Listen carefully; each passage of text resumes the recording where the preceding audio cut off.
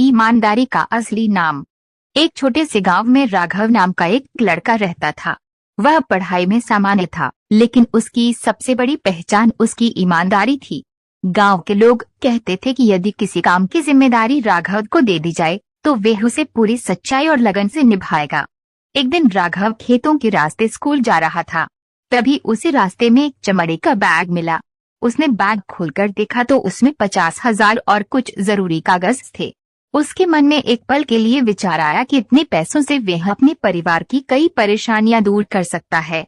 लेकिन अगले ही क्षण उसने सोचा, जो चीज मेरी नहीं है उस पर मेरा कोई अधिकार नहीं। बैग में रखे पहचान पत्र की मदद से वह उसके मालिक के घर पहुंचा। बैग एक बुजुर्ग किसान का था जो उसे खो जाने के कारण बहुत परेशान था। जब राघव ने बैग लौटाया तो किसान की आंखों में खुशी के आंसू आ गए।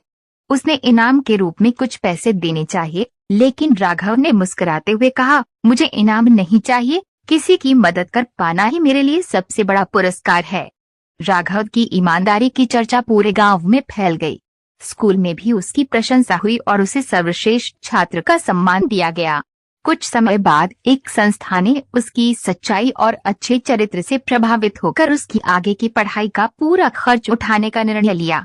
उस दिन गांव के सभी लोगों ने समझ लिया है कि ईमानदारी का असली नाम केवल सच बोलना नहीं, बल्कि सही काम करना है, चाहे परिस्थिति कितनी भी कठिन क्यों न हो।